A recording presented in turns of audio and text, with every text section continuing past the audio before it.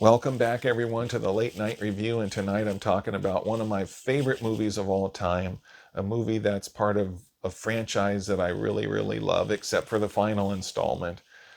I'm talking about Death Wish 3 with the great Charles Bronson. This movie has always been one of my favorites. I really like the formula. I like Death Wish 1 and 2. This one is a very worthy addition to a franchise that I really love, except for the fifth one. I don't recommend Death Wish 5. Frankly, I love this franchise so much that I wish Death Wish 5 was never made. I love Charles Bronson, but Death Wish 5 would not be a movie that I'd recommend. I didn't really care for it. It was very, very, very below the first four. Death Wish 5 was a movie that was inferior in every area to the first four. So I think my suggestion, my recommendation would be to skip Death Wish 5 and watch Death Wish 1, 2, 3, and 4, and skip Death Wish 5 and instead watch Charles Bronson in Family of Cops Part 1, 2, and 3. Those movies he made not too long before he passed away years ago, those movies are much more worth watching than Death Wish 5. Death Wish 1, 2, 3, and 4 I love. Death Wish 3, it's a fun movie. It's an action movie. It's got disturbing parts, disturbing as usual. There's some pretty brutal scenes in here. There's a rape scene in here that's pretty brutal, just like in the first two. This one doesn't involve Charles Bronson's family, but neighbors, friends of his that involves their family.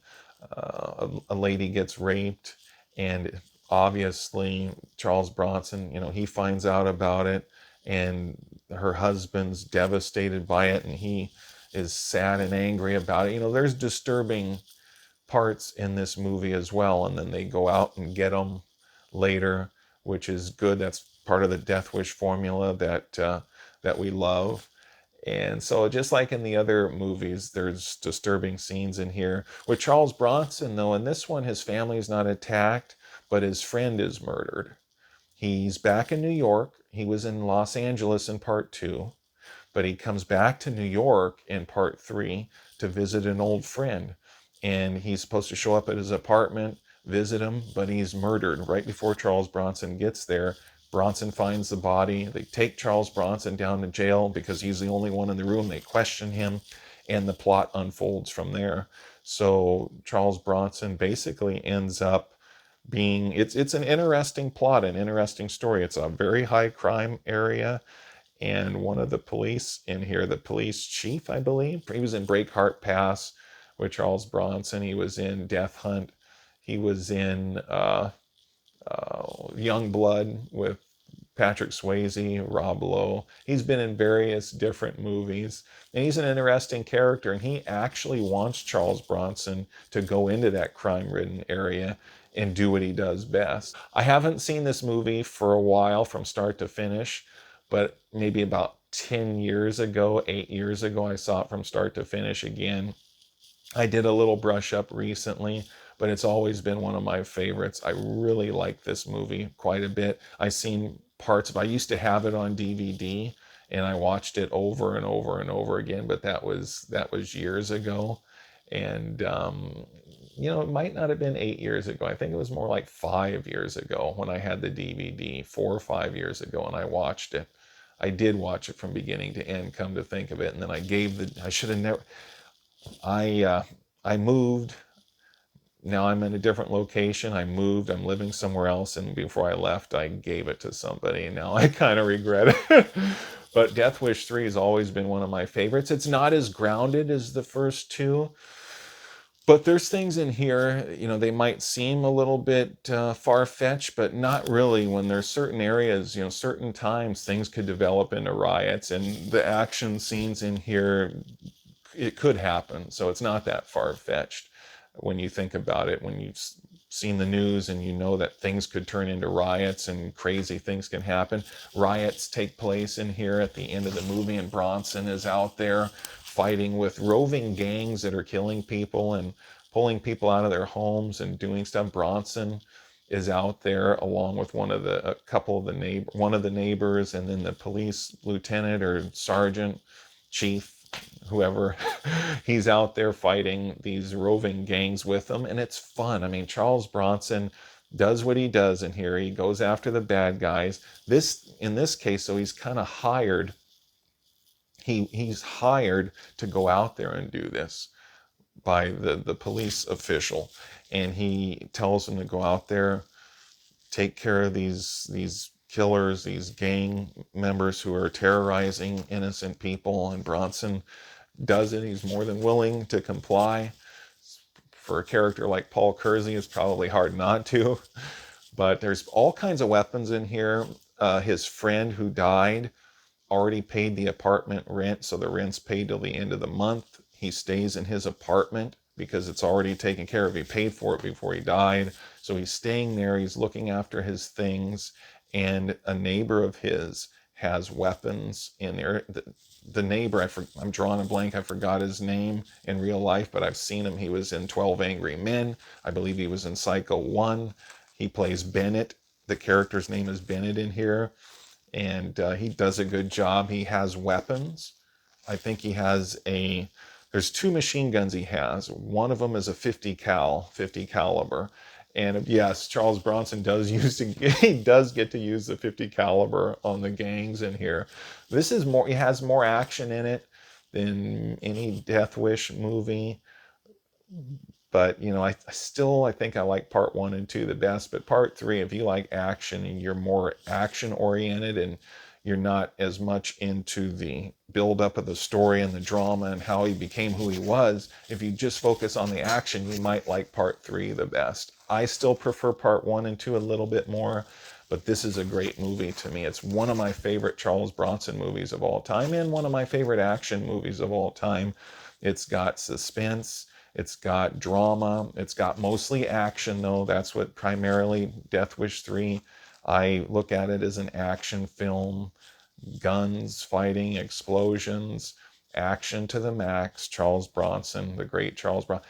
I think Charles Bronson is one of the greats, and he always was. He passed away years ago. I always wish he would have got more and more credit. When I go on YouTube, I don't see too many channels doing a Charles Bronson ranking. They're out there, I think. I probably maybe just haven't looked enough. Maybe they're out there. I think he's one of the all-time great movie stars in my book, and I think he deserves more credit. Not that he hasn't gotten credit, he has, but I always thought he deserved more. I look at him as, right up there with Eastwood, right up there with the best of the best. Stallone, Eastwood, all these guys, the guys that I grew up with, and I enjoy his movies a lot. I think he had such charisma, tough, and what you see is what you get. He always came across as a genuine tough guy, a guy that's not just playing tough characters, but that can do that in real life if he had to, and if he, trained and he had to do it. At Hard Times, he was older when he made that movie, and Death Wish 3, of course, he was older. It was made after Hard Times was made. He didn't really make it big in his movie career until he was 51, 52, something like that. The first Death Wish, he was over 50. But what a build. Even at his age, he had a build in Hard Times. Really good fighting ability for an actor. He must have practiced and trained in real life. I bet he did. He could have been a great fighter, I think. But thank God he made these movies, because I've really enjoyed them. They've been such an inspiration to me, and I think a lot of people, really a great inspiration. Charles Bronson, definitely one of my favorites of all time, and just so charismatic and iconic. And the Death Wish series was perfect for him, this franchise. I wish they never would have made part 5, because the franchise deserved much better than part 5. But 1, 2, 3, and 4 are great to me. I like all of them. I don't think 3 and 4 are bad at all. I think they're really good movies. I really like those movies a lot. Part 3 and part 4. The first 2 are the best in my opinion, but 3 and 4 are great. They're interesting, full of action. And it feels good when you see a hero going out there and getting the bad guys and getting them justly, getting them back for what they did. You know, it feels good. I think a lot of us have that sense of right and wrong and justice, and it really feels good. This movie really delivers on that, and it's got more action, I think, than any of the Death Wish movies. Charles Bronson, one of my favorites, and this is a movie that I'm so glad that he did. It was like meant to be. Destiny, I think, that he was in the Death Wish movies. And this again was directed by Michael Winner. Jimmy Page does the score in here. I don't know if he does every aspect of the score and music in here, but I know he does play his music in here. He does do part of the score, if not all of it. He had that great score in part two, Who's to Blame, at the beginning, part two, when it opens up as Jimmy Page on the guitar. That was the best score, I think. The one in here is good. I think every part of this film works for me anyway. It's not for everybody, but if you like action and you like Charles Bronson, I think you'll love this movie if you're into the action, especially if you're into the action aspect, not so much into the disturbing parts, but you're into the action. You might even like this better than the first two. To me, it's one of the best. I highly recommend it. And please don't forget to like and subscribe. This has been the Late Night Review, and share this video so other people can see this type of content, and maybe they'll watch more Charles Bronson movies. I think we need a Charles Bronson resurgence.